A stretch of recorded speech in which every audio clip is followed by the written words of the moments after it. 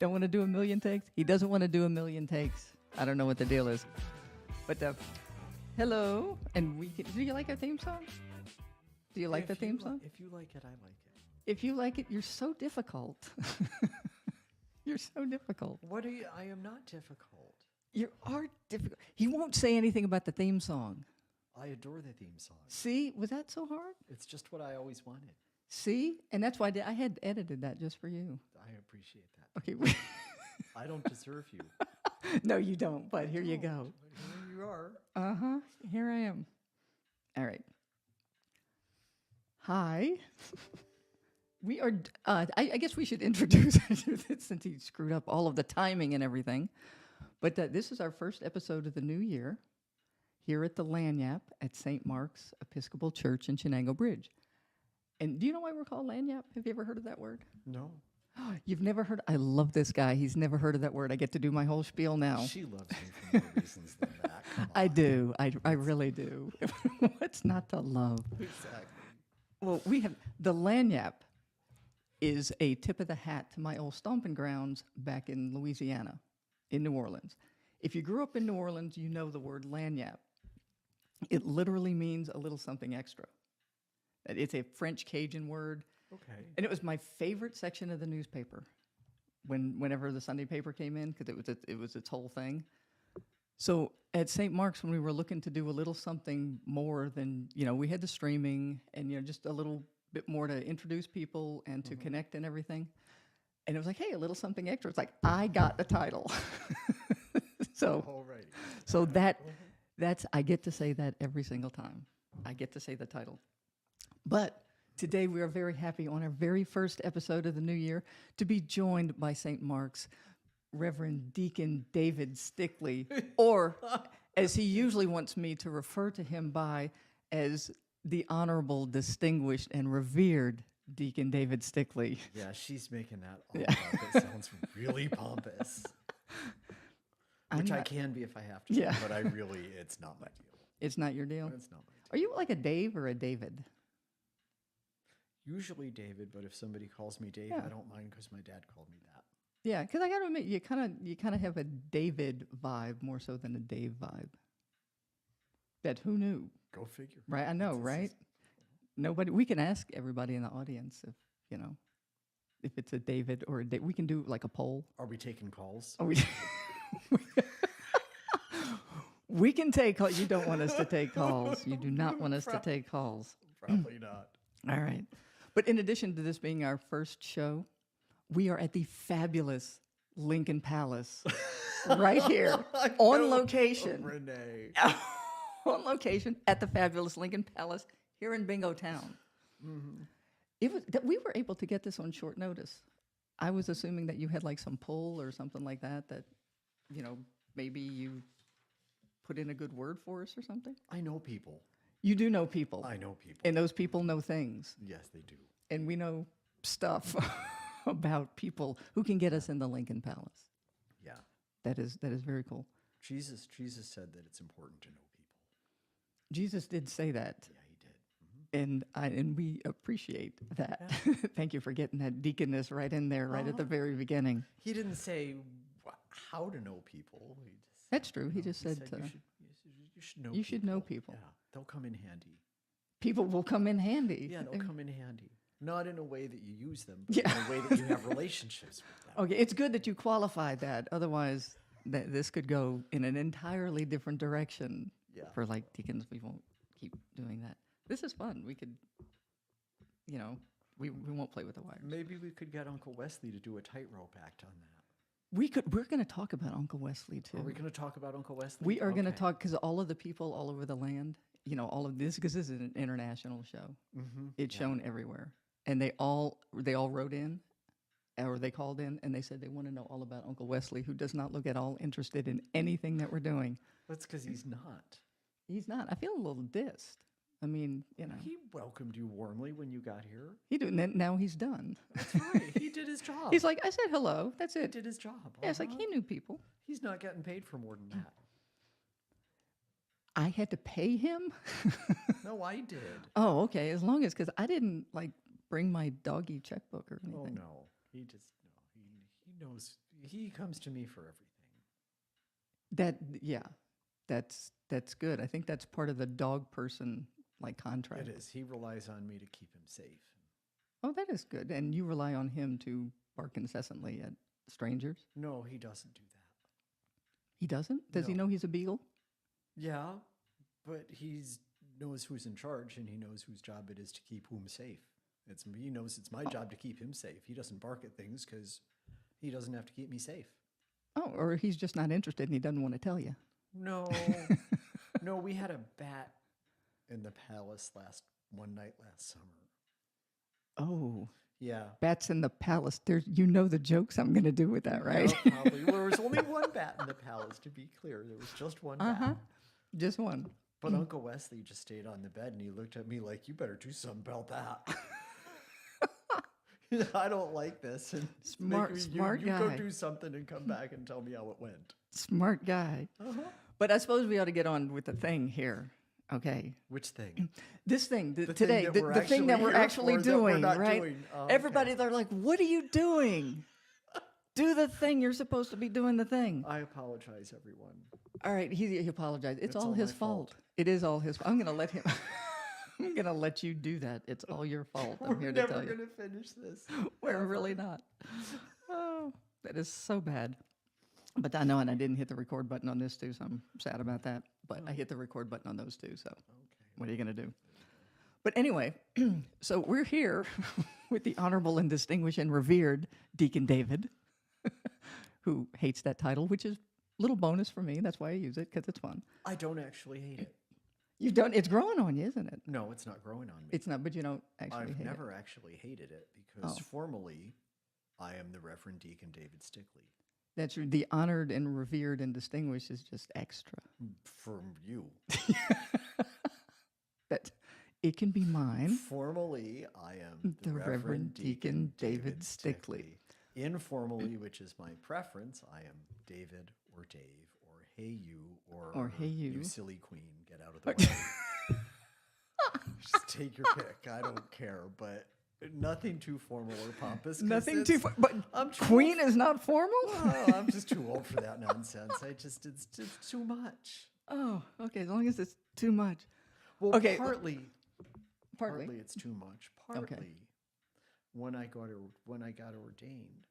When deacons get ordained, there's a Yeah. particular prayer that the bishop prays. And the bishop asks that they be modest and humble. Okay. That's part of who a deacon is. And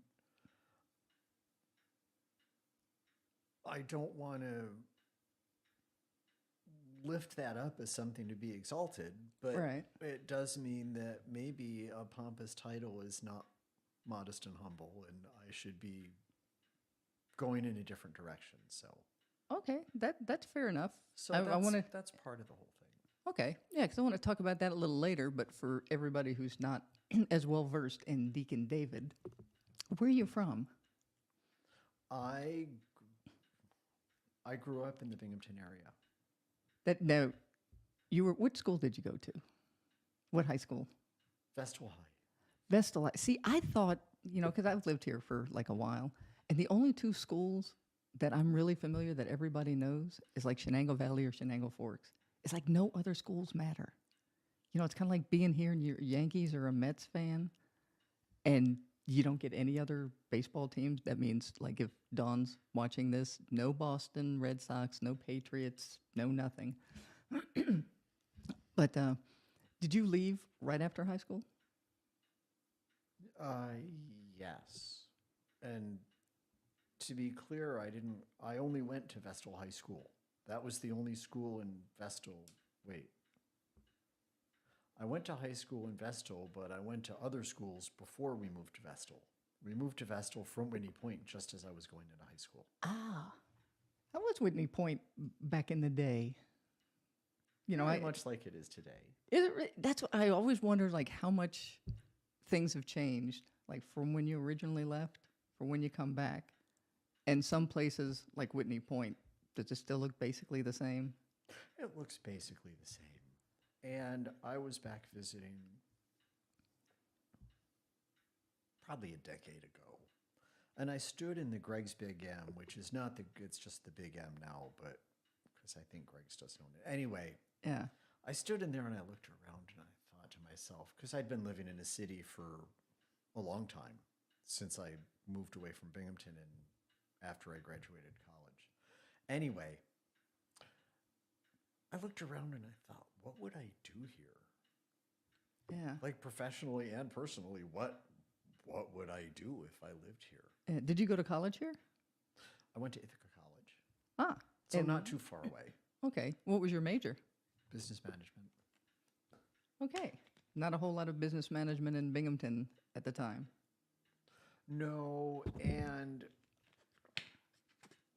I wanted to be in a bigger city. I couldn't tell you why. It drew me somehow. So I lived for about a decade in Washington, D.C., for about 24, 25 years in San Francisco. Then I moved back.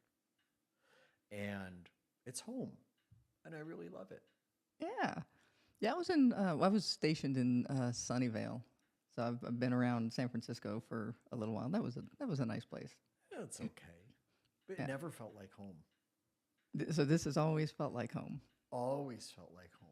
There's a little stretch of where 81 and 17 are the same, and you come up from the south and you come over the hill and down Yeah. into the valley. And ever since I could drive, that stretch gives me an overwhelming sense of being home. I get that. I've been out of New Orleans for way longer than I was in New Orleans. Got to join the Air Force at 17. But I will say, if I'm flying in, that landing right by the Mississippi, I'm going to feel like I'm home, like no matter what. So yeah, I get that. And I was away from my family for a long time, and Yeah. now my sisters are here, and I see them lots and lots. It's good. Yeah. Family's good if you have good family. If you don't have good Family, family, then probably not. it's not so good. But That's a little flexible statement we've got right there. Just, just in case. But I got a really good one. I got lucky. Yeah. So you got all sisters? Well, one brother, One brother, 3 sisters, 3 sisters. but I'm down to 2 sisters now. Down to 2 sisters. Are they all in the One of local them's area? dead. I'm sorry. She didn't turn into a brother or something, She didn't. which could happen. Which And could. that would be okay. But that's not how it went down. Okay. And they're all here? Julie and Sarah, my sisters, are here. Brant, my brother, lives in Oregon. Oregon, you ever go out to the Pacific Northwest? I've been there. When I moved back from California, I drove and went up to Oregon to see my brother, and Yeah. then down to Denver to see my friend, and then to Oklahoma to see my nephew, and then to Georgia to see biological family, then to Washington, D.C. to see an old friend. Okay, so Then I'd had enough, and I came up yeah, here. that works. Then the next day, it snowed 40 inches. Oh, you were here for that. Wasn't that fun? They told us, yeah. I got here, it snowed 40 inches overnight. Aw. So that's you. It's just like hell froze all the way over because Deacon David showed back up in town. There you go. I still remember walking Sorry, out. everybody. I'm going to smite you all with snow. Uh-huh. Like, dang. Yeah, I remember looking out the front door and I'm going, that wasn't supposed to happen. Everything was, it looked like, wow, this is fun. And then you realize there was 4 feet of like, it Yeah, stopped that's being a fun lot. about 2.5 feet, Yeah, and then it's like, then it's not so fun. It's a lot. It is a lot. It's like, yeah, 4 feet is a lot. But to change topics a little bit, you were a business management major in college. So when did you know you wanted to be a deacon? Because business management to deacon, there's a little bit of a journey, I would imagine, from point A to point B. You would think. You would think. On the top layer, it looks like that. But when you go down a few layers, it's not. How is business management major and lead you to deacon? How did that work? It didn't. Okay, y'all heard him say that it was a thing, and I just asked him, and he goes, "It's not a thing." I didn't say it's not a thing. I said it didn't lead me to being a deacon. However, comma. Oh, I haven't heard. That's a throwback. I have not heard the however comma in quite some time. 1992 called and wanted their syntax back. Happy to oblige. Appreciate that. Alrighty, so how did that all that come about? However, comma. Because there are skills that I learned in business school that come in handy when you're a deacon. Oh, Business school didn't lead me to be a deacon. That happened long before that. so you were like 6 years old on a playground on a merry-go-round? Oh, going, I even want to bef- be a deacon. No, even before that. But I didn't know what a deacon was. And- So it took a while Yeah. to catch up because we didn't have deacons when I was young. We sort of did, but we didn't. It was the old prayer book, and it was a Yeah. whole different dynamic, and deacons hadn't been reintroduced to the Episcopal Church the way they were with the 1979 prayer book, which is the current one. So if there were no, did you just know that you wanted to do like a religious clergy-ish kind of thing?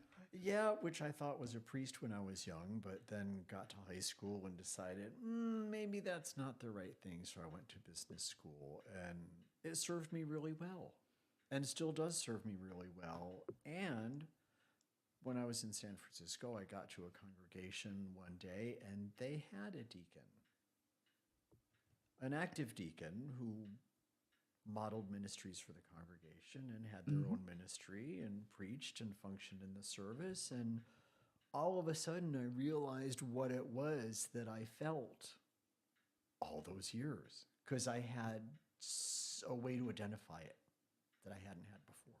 What was it about looking at that deacon and watching what he did that said, that's what I want to do? Well, first off, it was a she. It was a she. You know, I was going to do that. Yeah, I did make that assumption. My bad. That's okay. We all make assumptions. It's part of That is true. It's human nature, and that's a great thing about the Episcopal Church is that women get ordained. True enough. True enough. So what was she doing that when you looked at her, you go, that is the thing I want to do?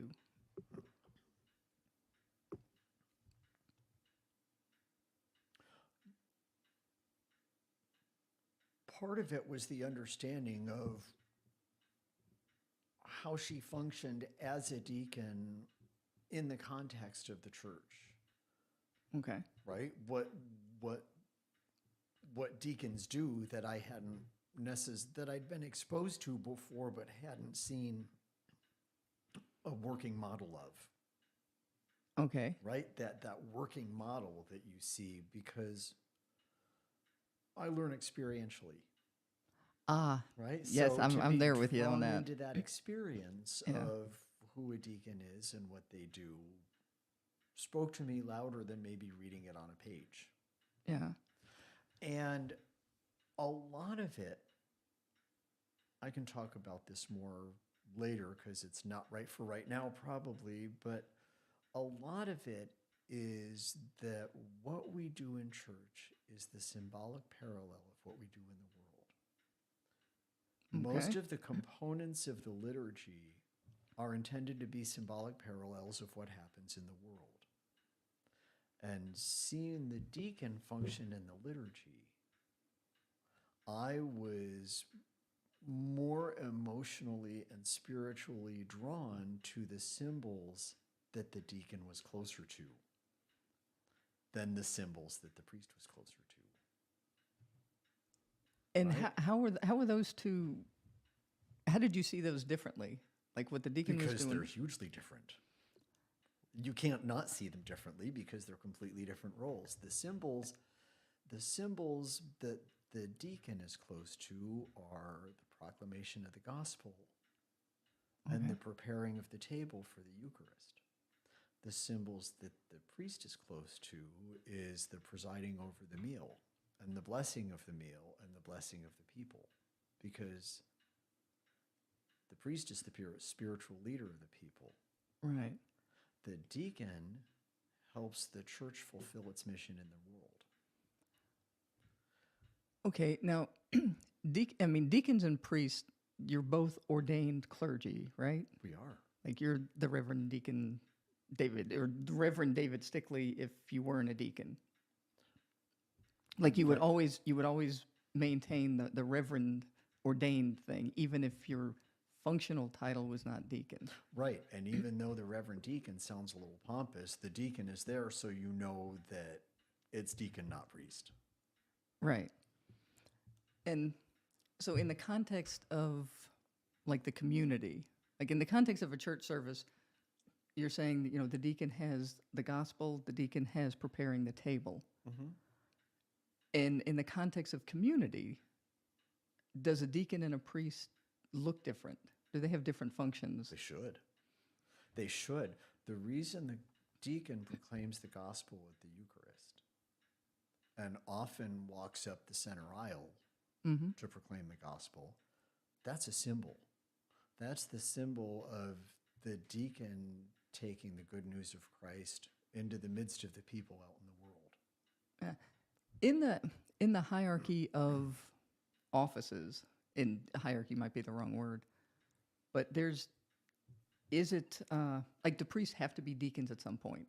Or can you just go, no, I'm a layperson, I'm going to go be a deacon, and then I can be a priest? Or you can go here and then priest, and then, is there basically a chain? Yes and no. It's your favorite Love answer those for me. answers. Yeah, Yes. It's your favorite one for me, isn't it? Thank you. It really Yes and is. no. Yeah, that's like, it depends. It does depend. Yeah, it's like everybody loves that one. It's like, there you go. There you go. Thank you for that. See? Yeah, everybody loves that one. Yeah. Okay, so it's not absolutely necessary to be a deacon before you're a priest. No, it doesn't have to be. And there are many people that say that the transitional diaconate should not be. That's what it's called when you're a deacon for a period of time before you get ordained a priest. And it's the most common practice. Okay. There are many people that say that it shouldn't happen. And there are priests who say, well, once you're a deacon, you're always a deacon. And which I kind of see, but it's kind of like saying, well, I traded in my Toyota on a Honda, but I still drive both of them at the same time. that's talent right there. Yeah, it is. That's you kind of need a really big front seat for that to get both, steering wheels and everything. That's kind of not how it works. Yeah. You're a deacon or you're a priest. And what really complicates it is that all of us are all of those things. Everybody has part of them that's a layperson, part of them that's a deacon, part of them that's a priest. To make them a complete spiritual person. However, we're all weighted a little bit differently. And you are clearly weighted as a layperson. Be nice. Now you Be stop nice. that. Be nice. Stop that right now. I'm going to call you honorable, distinguished, and revered if you don't. No. I frankly am weighted almost 50-50 between deacon and priest. Okay. But deacon wins out. And when I was in the ordination process, I was told by my dear friend and mentor who was a priest that I had to think about that. She said, you go away. You are not allowed to take another step until you discern between priest and deacon, because you don't want to get ordained and look back and think, I didn't discern well enough. So I discerned and I kept going back and forth and thinking, well, maybe I'm a priest. And then, well, maybe I'm a deacon. And then I had this pivotal moment when I was walking the dogs up 26th Street in San Francisco. And I was having that inner debate that I'd been having for quite a while. And I thought to myself, I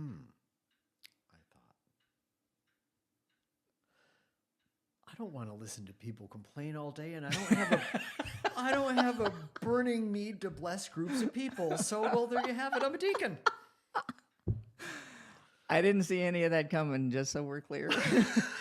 That is not where I thought I was expecting. I don't know. I wasn't expecting clouds and doves and stuff, but certainly wasn't. I don't want to do that all day. I don't want to do that, and I don't have a desire to bless groups of people. That's not your. Doesn't mean much to me. Okay.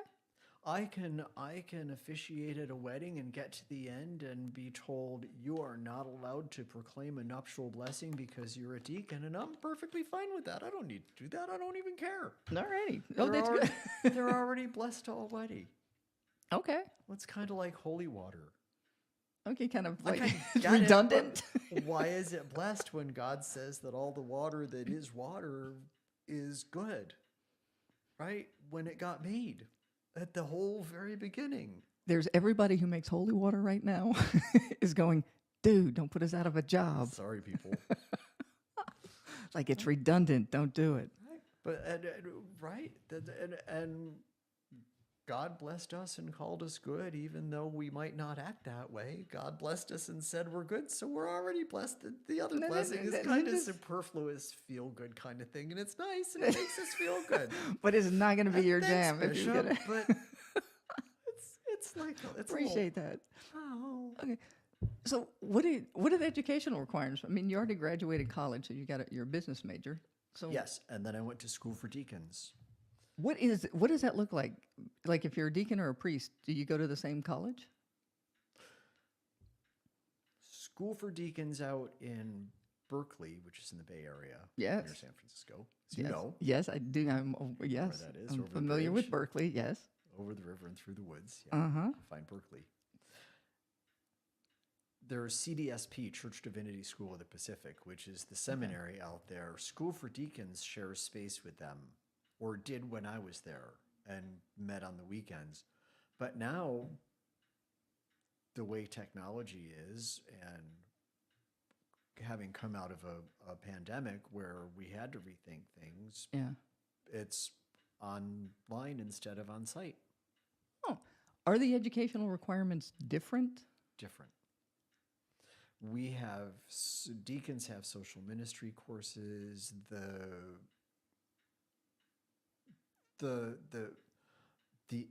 angles that we are encouraged to look at scripture and preaching from are different. Really? Yeah, a deacon's homily is usually going to be different from a priest's homily.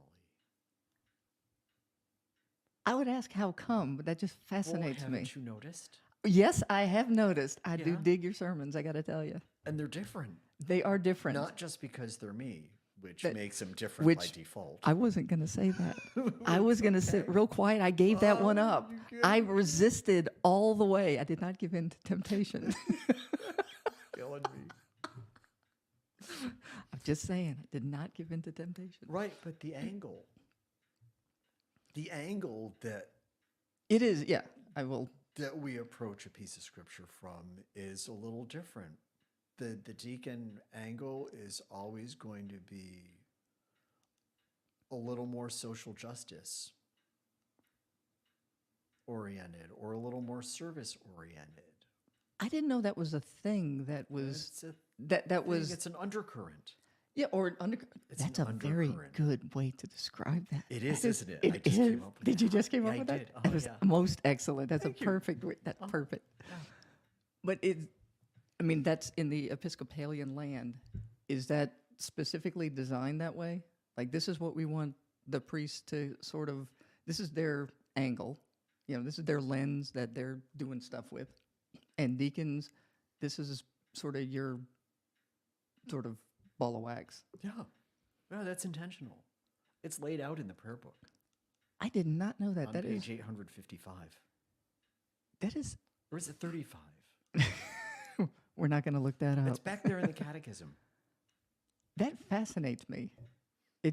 I never thought that it would be, an actual, like, this is what we want, and this is what we want as far as the delineation of roles, and how to bring that delineation of roles into a sermon where, like a priest has this in the community, and that's their job. So their sermons are going to do that. And when somebody looks at deacon, they're going, okay, this is more of, a community social justice. Yeah, I would have never even thought to think that, but But that's how we got deacons. that's how we get. Okay, how did we? This is a test now. Did they teach you that in deacon school, like how deacons came about? Was it just a like the was a you sit down and they go, well, this is how deacons first started in the Episcopal Church. Not exactly. But before we go there, that's more about deacons and less about me. Are you finished with me I am as a person? I am done with you. I am not finished with you as a person. No. So we are back to you are discerned as a deacon. Yes. And you did that on the way up the hill. And I understand there was. Well, what do you mean up the hill? Were you walking up the hill or down the hill? You said you were walking. Yeah. Okay, it was up the hill. Yeah, I was walking up Yeah. the street, up the hill. Yeah, up the. If you were in San Francisco at the time, Yeah. everything is up the hill in San Francisco. Everywhere, there's no downhill. That is where everybody goes to walking both ways uphill in the snow barefoot to school. That's where they go, because there's no downhill. There's really not. But okay, so back to you. So I discerned carefully, Mm-hmm. and I discerned well, and I am a deacon. And I got ordained in San Francisco in Grace Cathedral on June 6, 2009. That was my next question. Like, how long have you been a deacon? Since 2009. There, he answered it already. Well, no. No? That's when I got ordained. Now he That's throws when- another wrinkle into it. Y'all are watching this. That's when the church officially recognized that the way I was created was to be a deacon. The way you were created was to be a deacon? Right? And that was part of my discernment. That had kind of unfolded itself or revealed itself, or I just decided that's how it is. I don't know. Something happened. Something happened that was... And there it was occurred to me as I was discerning that God doesn't make us any way but the way God wants us. how... That God does not make a fish and decide later that God wants it to be a lasagna. Good for the fish. Well, God wants it to be a fish. God made me a deacon because God wants me to be a deacon. And I was thinking about how that might, right?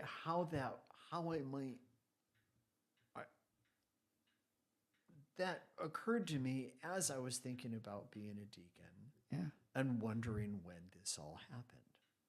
So I looked back through my life. Mm-hmm. And I looked back to my very early childhood. And besides always being drawn to church from time immemorial, I always went to church. Okay. Was it always Episcopal? Yes. Well, Okay. ever since I can remember.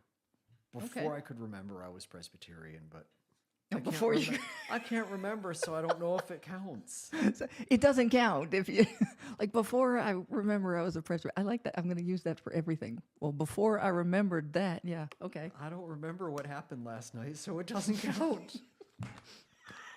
That's another podcast, man. That's another part of my personal life. That's another podcast. people. Yeah, that's Yeah. the After Hours podcast. This is on you, man. This is all on you. I am here to tell you, this is good. All on him. You're the one that wanted me to do this. It's not all on me. It is. I'm not taking any responsibility for this. Good night. I am not doing it. Okay, we're back. So, my mom and I would go to church every Sunday. There was never any conversation. There was never any question. Okay. We never said, "Are you going to church tomorrow? Are you going to church today?" We just got up and got dressed and went to church together. Okay. Sometimes other people came along with us. but not every time. Okay, and that was it. Just never dawned on you. Hey, I wanted. Even when you were going to be a business major, there was still church somewhere in the Oh, mix. yeah. I never didn't go to church. Never, ever, not once, unless I was really, really sick. Really, and in always Episcopal church. That is Almost every Sunday of my life mhm. that I can remember, which is, A lot of Sundays ago. oh, yeah. We're talking like 3,000 Sundays. If I take out my calculator right now, it's actually going to be 3,000 Sundays, isn't it? That's staggering, isn't it? Yes. That's a lot of church people. Thanks. That's a lot of church. Wow. Yeah. Yeah. 3,000 hours of. You should be able to clip something after 3,000 hours, shouldn't you? You don't have to go, sophomore, junior, senior college. You don't have to do that. You went 3,000 hours in church. No, I did. Were you involved in church a lot? Or were you, did you go to church or did you, altar guild or? As an adult, yes. I'm not sure I consider high school and college really being an adult. Because you're consumed with school. True. But I still went to church. Okay. Every single Sunday. And nobody ever thought it was weird. They do now. It's only because they know you. They think I'm weird. They don't think it's weird. Okay, that might be a valid point. I'll give you that one. But I just went every Sunday with no apology and no questions and I'm going to church. I'll see you later. And everybody said, okay, bye. See you when we get back. And so you went to church, and then the time you saw the deacon, you're going, okay, now I'm going to do something other than just go to church. Well, this may be for another podcast, but nobody should ever just go to church. Yeah, that's I put that in quotes when I said just, because that's, yeah. I knew he was going to get me on that one. one. That negates the whole experience of going to church, which is to do something and to be part of something and to be formed and to help something form. Like that's why we go to church. We don't go to church, the point of going to church is not to go and feel good about yourself and go home. Okay. I'm waiting for the point. So the point of going to church is to be with other Christians. That would be the place to find them all on a Sunday. To understand that you have a common goal. Yeah. And to go back out into the world and work on accomplishing that goal, whether it's by yourself or with other people, preferably both ways. Yeah. Now, and this is sort of a change of topic, but something I did not know prior to talking to you, and you don't get paid for being a deacon, do you? I mean, you're not define getting paid. I am non-stipendiary. Non-stipend. How long did you wait to use that word? I use it all the time. You're just never around. Wow. Now I'm feeling a little shame that I didn't know that word. Oh, honey, no. But Lots of people don't know that word. But it is okay, that's the...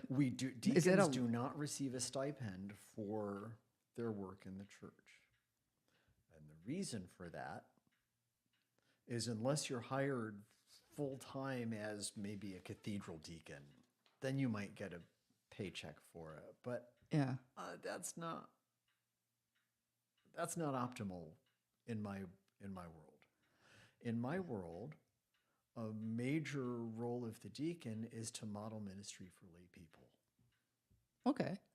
Lay people might want to serve at the chow pantry or at the canteen or to help people read or whatever they might want to do, and they still have to work to support themselves because they're not going to get paid to volunteer down at the food bank. Yeah. So you have and I don't want to say day job because we're in day right now and you're doing stuff, but you have a job that is like pays you in forms of currency that lets you like eat and live indoors and Yes, pay rent. I work for a living and I serve as a deacon, and I do not receive a stipend for being a deacon, Right. even though I have extra responsibilities. But no, somebody, when I was in school, one of my classmates once said, "Well, deacons should get paid for what they do." It says in Scripture that the laborer deserves to be paid. Mm-hmm. And my response, which sort of went over like a lead balloon, which they often do, but that's another, that's how it goes. I said, well, we already got paid. That's what allows us to do what we do. I can totally see how that conversation went. Yeah, not well, but that's my story and I'm sticking to it. Anyway, if I got paid for being a deacon, how would that be an effective model for you? If I get paid for doing my ministry and I get paid for doing my work where I work for a living, how would that be an effective model for you who also has to work and okay, I can see Right. that. But so how do you divide your time between deacon and the stuff that you have to do in order to keep the lights and power on? Do I? I'm going to lead you here and go, do you? I just said, well, you can't be a deacon 8 hours a day and then do your stuff for lights and power 8 hours a day, right? Well, that's one perspective. Another perspective is, how do you parse out approaching anything from a perspective other than the way you were created? I can't turn that on and off, which means that I do my work and many things I approach Yeah, from that perspective of, right, am I doing what I do in my job? Does this serve the environment as well as I could? Does okay. this serve other people as well as I could? My job actually is very diaconal because I am a support person for a department in a large company. Yeah, You might say a secretary. I'm okay with that. I won't say that unless you want me to. Then I'll say Well, secretary, Well, it doesn't matter to me. executive assistant, Well, or whatever. They call it an associate. an associate. Oh, is Yeah. that where we are today? That's the fancy word for it anymore. Okay. But, I'm a secretary. It's all right. Yeah. It's the same. It's the same thing with a different name because it's modern. All right with that. Okay. I like that. But it's a support position, and that's who deacons are. Yeah. Right? They support other people. They help them get done what they need to get done, and that goes all the way back to how we got deacons in the first place. So once you decided, to be a deacon, you went down that path, and now, we fast forward to you're back in Binghamton. How did you wind up at St. Mark's?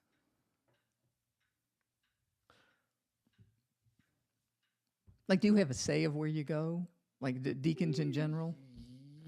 Yes, I did, but that's not always the case. Okay. And that's technically not the case. Technically, deacons are assigned by the bishop. Period of end of story. Okay, so That's it's it. just that the only people involved in that whole process about where somebody goes, if you're a deacon, is just you, the bishop, or the deacon and the bishop, whoever that may be. Ultimately, that's the deal. And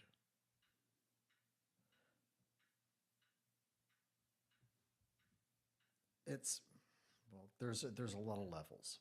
Okay. One level is that the deacon works at the congregation for the bishop. I Okay. don't work for the priest at St. Mark's.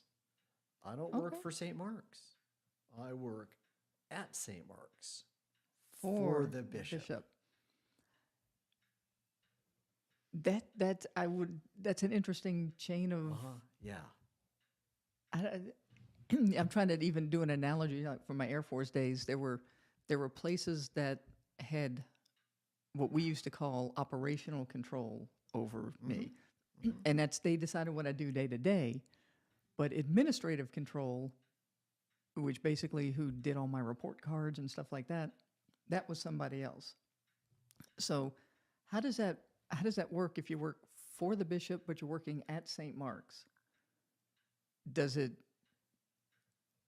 how do you how does everybody wind up doing that so that so that it works? Well, the the end result, what you get after the equal sign of the equation, That was is that the bishop says, "You go be deacon there, and everybody play nice together." okay. Yeah, that word used to work in the Air Force too. Yeah, that's the end result. That is the end result. But it comes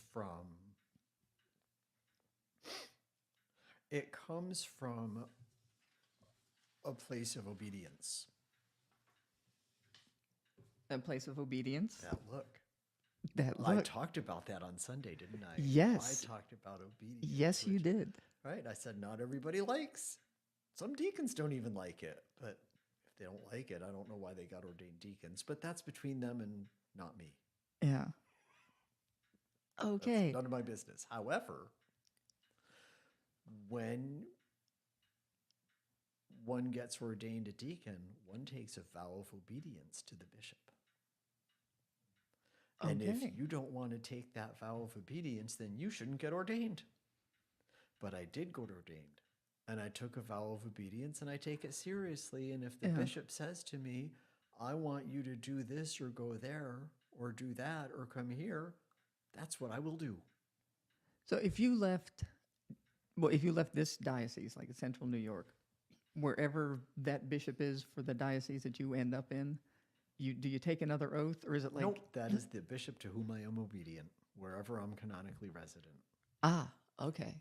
That's when like do you? I won't do that. 'Cause it's like, do you have to take an oath? Because my enlistment oath just went through my brain as soon as I said that. So I was like, no, we won't say that. No, it's understood that I'll be obedient to whoever my bishop is. Okay. Which that actually brings up because I had no idea about how all of that chain worked, or about the stipend or the what is it, non-stipendiary? Non-stipendiary. Non-stipendiary. Don't make me spell it. I'll work on just saying it. Okay. There's a hyphen. I'll give you. But that's good. I'll spell that part right. Thank you so very much. He's such a nice guy. But in a lot of this that I had no idea, it's what are some other that you've been a deacon since 2009. So what are some misconceptions about being deacons that you've seen throughout your tenure as one?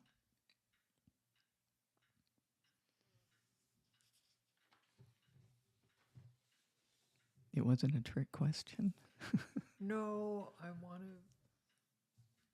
That's a serious question, and it's not an easy question, and I want to be thoughtful when I answer it. And Fair enough. one of the largest misconceptions about deacons is around pastoral care, How so? and is often misunderstood by lay people Mm-hmm. and by priests and by deacons. And what does pastoral care within deaconhood look like? Much different than it does for a lay person or a priest. Because the role of the deacon is to help the church fulfill its mission in the world. Right. The role of the priest is to be the spiritual leader of the congregation. Okay. It is appropriate for the priest to take communion to people from the congregation that can't go to church because they're sick, or to Right. make pastoral calls, or to go visit them in the hospital. It is not so appropriate for the priest to ask the deacon to do any of those visits. because that's not where the deacon in their heart provides pastoral care. The deacon provides pastoral care to people who are marginalized and oppressed and left out, right? So we might go to visit the people in jail. We might go to visit the homeless people that are hospitalized and provide pastoral care there. We might walk around the streets and meander under the bridge that goes over Clinton Street Okay. and talk to the people that are hanging out there. So do you get like a side degree as a social worker too? As a social worker, a lot of what you No, what you because described. we're not social workers.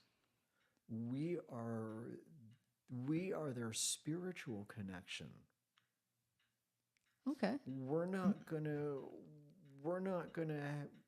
help them navigate their social services primarily. Right. We might do a little bit of that. Okay. We might help them get into a shelter at night if it's the middle of the night and they're freezing, and Yeah. right, that's as pastoral as anything else that they might need. But we're a spiritual connection for them in the same way that the priest is the spiritual connection for the people in the congregation.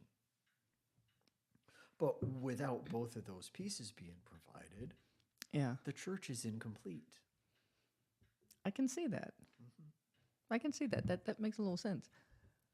When you're deciding all of this, you said you grew up in the church and, you did the discerning, became a deacon and all of that. Along the way, who was your religious inspiration? Or your inspiration in general? Doesn't have to be religious.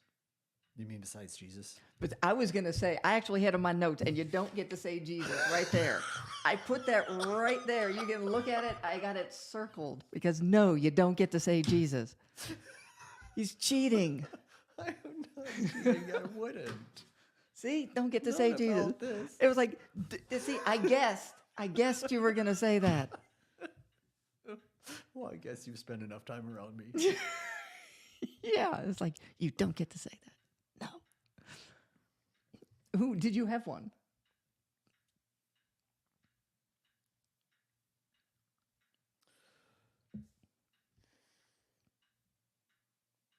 I would say that the constant for me and this, well, people can think anything they want. I don't care. It might be my mom. Oh, yeah? So that was, it was just the church, the atmosphere, the support. I think all of it. The way she lived her life, the Yeah. way that things were important to her. She was of a generation that didn't talk so much about their spirituality Mm. and why they did what they did. Yeah. But I could see the way she lived her life, and she and I had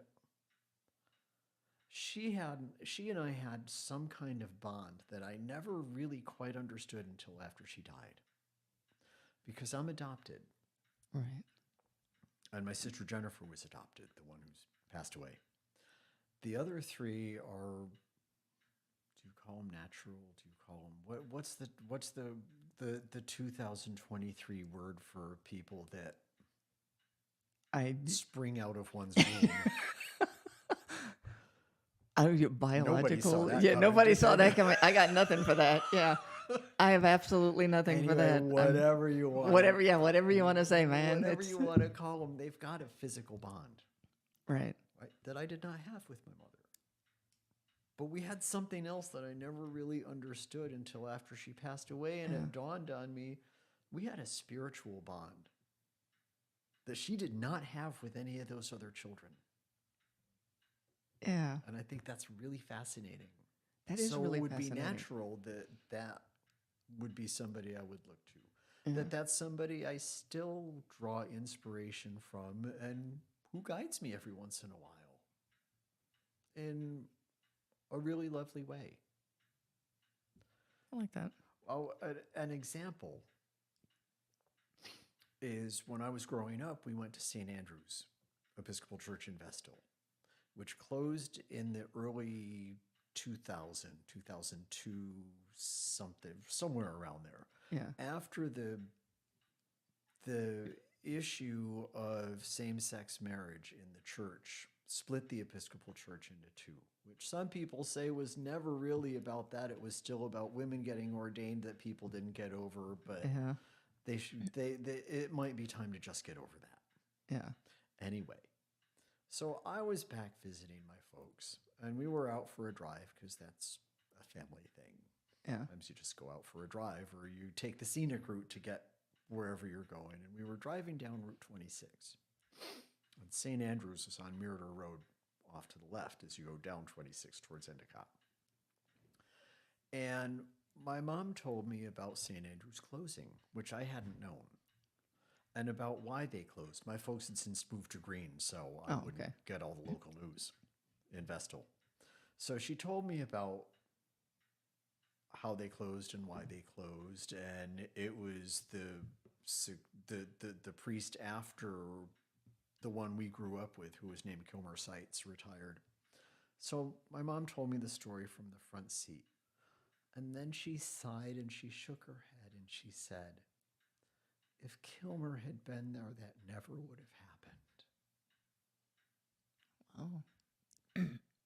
So touching, right? And it tells you where her heart is.